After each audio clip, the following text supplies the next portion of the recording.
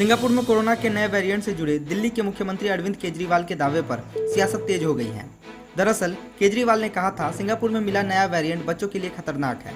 इस पर सिंगापुर सरकार ने केजरी के ट्वीट का जवाब दिया और कहा, इस बात में कोई सच नहीं है कि सिंगापुर में कोविड का नया वेरिएंट मिला है।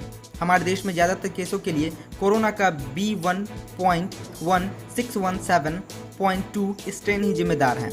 इसमें बच्चे भी शामिल हैं। इसके बाद विदेश मंत्री एस जयशंकर ने केजरीवाल पर निशाना साधा।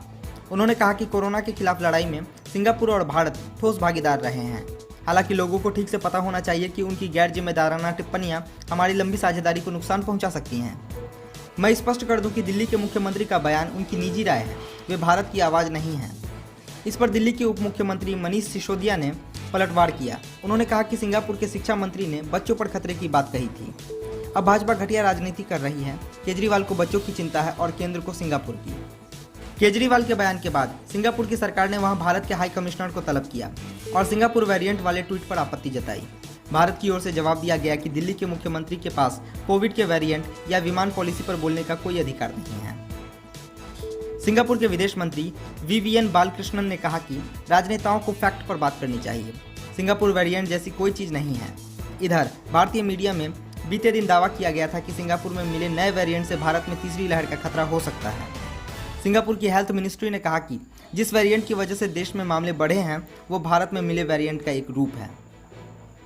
सिंगापुर के स्वास्थ्य मंत्री ओंग ये कुंग ने कहा कि B.1.617.2 स्ट्रेन बच्चों पर ज़्यादा असर डाल रहा है। इसकी वजह से सरकार ने प्राइमरी और सेकेंडरी लेवल से स्कूलों को बंद करने का निर्णय लिया है। मिनिस्ट्री ने बताया कि जूनियर कॉलेज, प्राइमरी एवं सेकेंडरी स्कूलों की पढ़ाई बुधवार से घर से होगी। वैसे स्कूलों में सत्र का समापन 28 मई को होना है। सिंगापुर के शिक्षा मंत्री चान चून सिंह ने बताया कि वायरस के नए स्ट्रेन ज़्यादा संक्रामक हैं और ऐसा लगता है कि ये बच्चों को ज़्यादा अपनी गिरफ्त में ले रहे हैं। यह हम सभी के लिए चिंता की बात है।